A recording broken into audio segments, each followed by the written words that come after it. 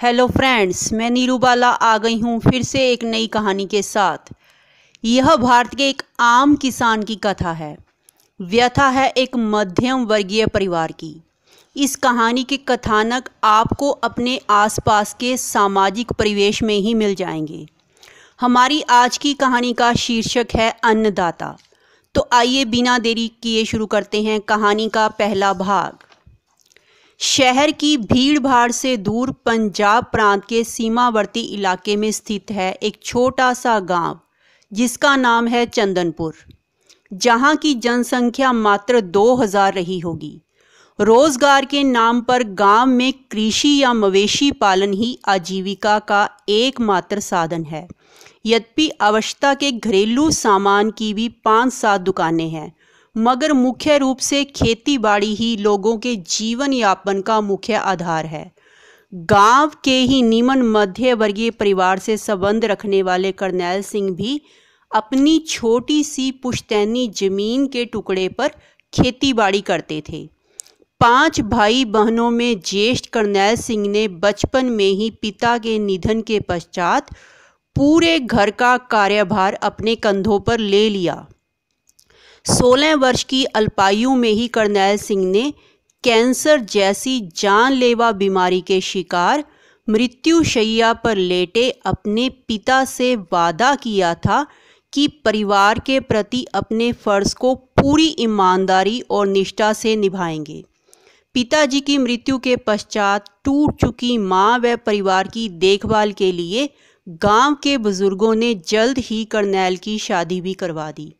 परिवार के प्रति अपनी जिम्मेदारियों का निर्वहन करने में करनैल सिंह की पत्नी गुरप्रीत कौर ने भी उनका साथ बखूबी निभाया। अपने वचन के अनुरूप उन्होंने भाई बहनों को खूब पढ़ाया लिखाया और सक्षम बनाया। जमीन पर वो दिन रात जुटे रहते, जो भी अनाज होता घर के लिए आवश्यकता अनुसार रखने के पश्चात बाकी का बाजार में बेच देते। इसके साथ साथ अतिरिक्त आमदनी के लिए उन्होंने घर में ही कुछ गायें भैंसें भी पाल रखी थी, जिनके दूध से अच्छी कमाई हो जाती। गुरप्रीत कौर दिन रात मवेशियों की सेवा टहल में लगी रहती। कहते हैं माता पिता के सुकर्मों का फल संतान भोगती है। करनैल सिंह और उनकी पत्नी गुरप्रीत कौर ने भी अपने भाई बहनों को अपने बच्चे समझकर ही परवरिश की। उनकी मेहनत का परिणाम भी मिला। तीनों भाइयों को शहर में अच्छी नौकरियां मिल गई और गांव से दूर होने की वजह से उन्होंने अपने रहने का बंदोबस्त भी वहीं पर कर लिया। करनैल सिंह अपने भाइयों पर बहुत मान करते थे। वह हमेशा यही कहते, मेरा परिवार ही मेरी पूंजी है, मेरे 2 नहीं 8 हाथ हैं। धीरे धीरे भाइयों की शादियां भी बहुत धूमधाम से हो गई। तीनों भाइयों के लिए एक से बढ़कर एक सुयोग्य लड़कियों का चयन उन्होंने किया। तीनों भाइयों ने शहर में ही अपना बसेरा कर लिया और अब गांव की ओर मुंह करना उन्हें नागवार गुजरता। उनकी सुशिक्षित पत्नियां को गांव का माहौल नीरवता परिपूर्ण लगता। गांव के अनपढ़ खेती करने वाले लोग उन्हें गंवार लगते। पत्नियों के रंग में रंगे तीनों भाइयों ने गिरगिट की तरह रंग बदलना शुरू कर दिया। शहर के आधुनिक परिवेश में ढले भाइयों ने अब वहीं पर आलीशान कोठियां बनाने का निर्णय कर लिया और एक दिन तीनों परिवार सहित गांव पहुंचे।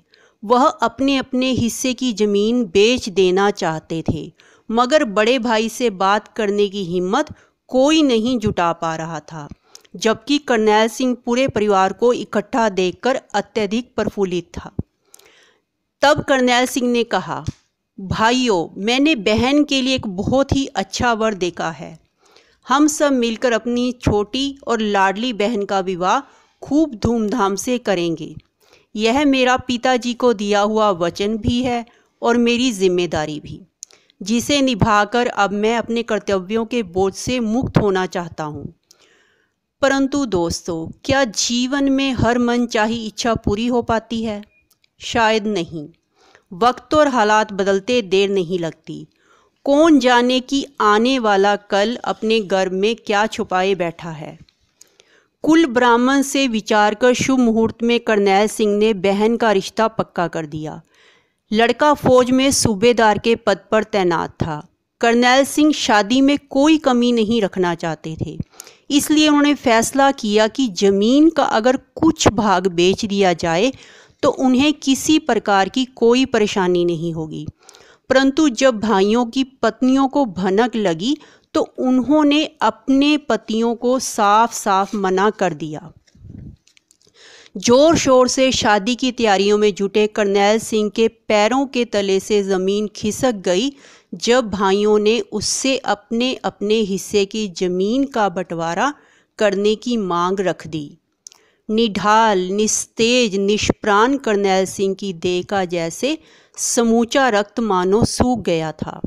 उन्होंने भाइयों को समझाने की एक अंतिम कोशिश की, मगर स्वार्थ के वशीभूत अंधे हुए तीनों भाइयों ने एक ना सुनी और करनैल सिंह ने अपने कलेजे पर पत्थर रखकर ज़मीन का बंटवारा कर डाला।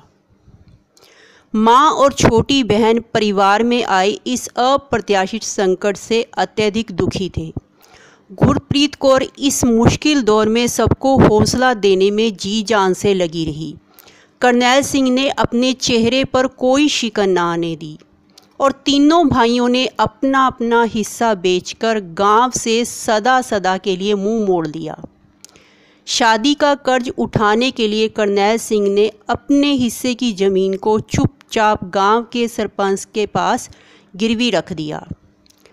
बहन की अरमानों की डोली सजाने के लिए करनैल सिंह ने अपने हाथ स्वयं ही काट लिए। बहन का विवाह नियत तिथि पर खूब धूमधाम से संपन्न हुआ। तीनों भाइयों में से कोई भी शादी में सम्मिलित नहीं हुआ। करनैल सिंह ने अपने पिता को दिया हुआ वचन तो पूरी ईमानदारी से निभाया, परंतु अपनी पत्नी और बच्चों के पालन पोषण की चिंता उन्हें दीमक की भांति अंदर ही अंदर खाए जा रही थी। वह चेहरे की भावनाओं को सामान्य रखने की हर संभव कोशिश करते, चाहे दिल में हजारों तूफान उन्हें निरस्त करने के लिए तैयार थे। करनैल सिंह पूरी लगन से खेतीबाड़ी में जुट गए। उन्हें पूरा विश्वास था कि वह धीरे धीरे रकम जोड़कर गिरवी रखी जमीन को छुड़वा लेंगे। साथियों, कहानी के पहले भाग को हम यहीं पर विराम देते हैं। तब तक आप हमें बताएं कि कैसा लगा आपको अन्नदाता का संघर्ष। कहानी का दूसरा और अंतिम भाग लेकर मैं बहुत जल्द फिर से आपके पास आऊँगी। तब तक स्वस्थ रहिए, मस्त रहिए। धन्यवाद।